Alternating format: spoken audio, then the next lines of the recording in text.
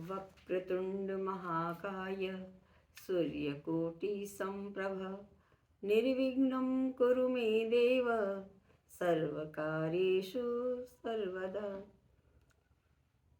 नमस्कार बच्चों, आइए आज हम लोग यूपी बोर्ड 9th क्लास के हिंदी का क्लास शुरू करते हैं। बच्चों, मैं हिंदी के क्लास शुरू करने से पहले सबसे पहले मैं आपके पाठ्यक्रम में सुभाषितानी पाठ है, वो सुंदर वाक्य, उसी से शुरू करती हूँ। आप अपनी पुस्तक को खोल लें और हमारी ये पाठशाला शुरू होगी। पुस्तक खोल लेंगी तो श्लोक का अर्थ आपको अच्छी तरह समझ में आएगा। पहले तो आप सुभाषितानी अर्थ है सुंदर वाक्य। अब पहला श्लोक आप देखें, उसमें है वरम एको गुणी पुत्र न च मूर्ख शतैरपि। वरम एको गुणी पुत्र न च मूर्ख शतैरपि एकश्चंद्र तमोहन्ति न च तारा गणैरपि। वरम माने श्रेष्ठ, शब्द अर्थ देख लें। वरम माने श्रेष्ठ, एको एक, गुणी पुत्र एक गुणवान पुत्र श्रेष्ठ है। न च मूर्ख शतैरपि, शत माने 100 होता है, 100 मूर्ख पुत्र न माने नहीं, 100 मूर्ख पुत्र से एक गुणवान पुत्र होना श्रेष्ठ है, या एक गुणवान पुत्र श्रेष्ठ है, 100 मूर्ख पुत्र भी नहीं। एकश्चंद्र एक चंद्रमा, तमोहन्ति एक चंद्रमा, तम माने अंधकार को, हन्ति नाश कर देता है, नष्ट कर देता है। न च तारा गणैरपि, तारा माने तारा, गण माने समूह, तारा का समूह नहीं, तारों का समूह नहीं। अर्थ देखिए, एक गुणवान पुत्र श्रेष्ठ है, 100 मूर्ख पुत्र नहीं। जैसे एक चंद्रमा अंधकार को नष्ट कर देता है, तारा का समूह नहीं। ये है बेटा आपका हिंदी अनुवाद। आता है, हिंदी अनुवाद कीजिए। तो अगर हिंदी अनुवाद आ रहा है तो आप इतना ही लिखेंगे। अर्थ एक बार आप फिर से देख लें कि अर्थ होगा, वो लिखेंगे नहीं, क्योंकि वो भाव है कि जैसे एक चंद्रमा अंधकार को नष्ट करता है, तारा का समूह नहीं।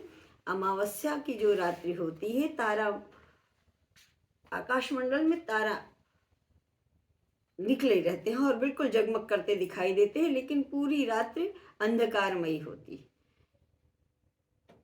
इससे वो स्पष्ट करते हैं, ये उदाहरण दे रहे हैं कि वैसे ही एक गुणवान पुत्र श्रेष्ठ है, 100 मूर्ख पुत्र नहीं।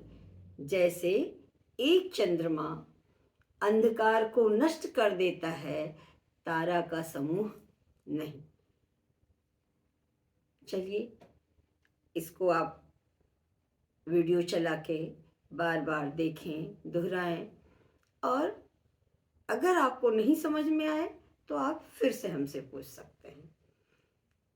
अगला देखें, मनीषिणः सन्ति न ते हितैषिणः, हितैषिणः सन्ति न ते मनीषिणः, सुहृच्च विद्वान् दुर्लभो नृणाम्, यथौषधम स्वादहितम च दुर्लभम।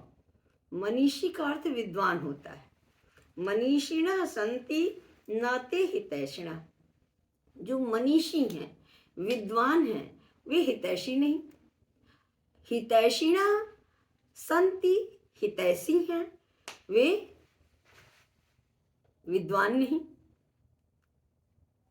सुहृच विद्वान अपि, सुहृच माने सहृदय, विद्वान दुर्लभो निर्णाम, निर्णाम माने मनुष्यों को मिलना दुर्लभ है।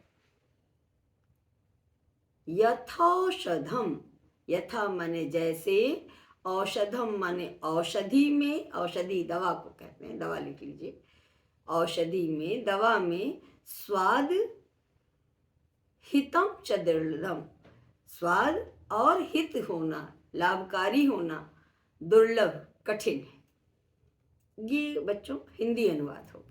अब पहले आप इसके भाव को समझ लें, फिर मैं हिंदी अनुवाद बताऊंगी तो अच्छी तरह समझ में आ जाएगा आपको। यहाँ वो कह रहे हैं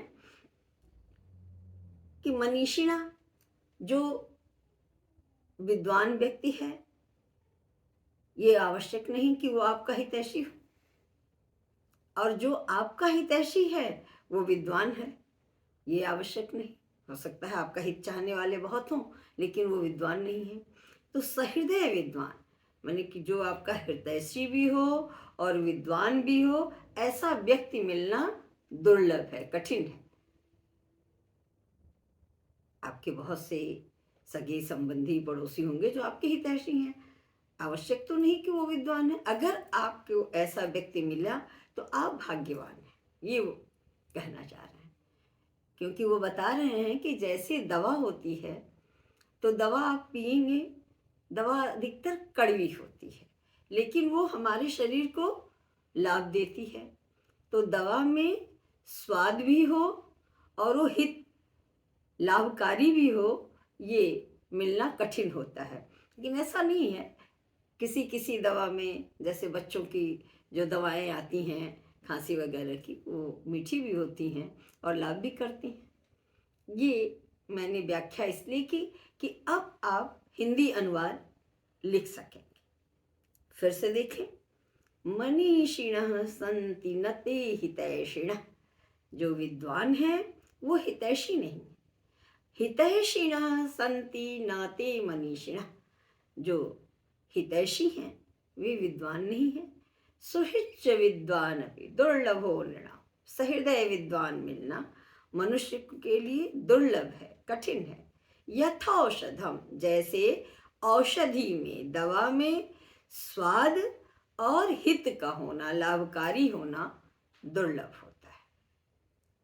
इस तरह बच्चों मैंने ये 2 श्लोक आपको पढ़ाए, दोनों का अर्थ भी बताया और हिंदी अनुवाद भी।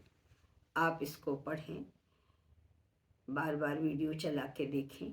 अगर आपको नहीं समझ में आया है तो आप टिप्पणी करें, मैं पुनः आपको इसे समझाने का प्रयत्न करूंगी।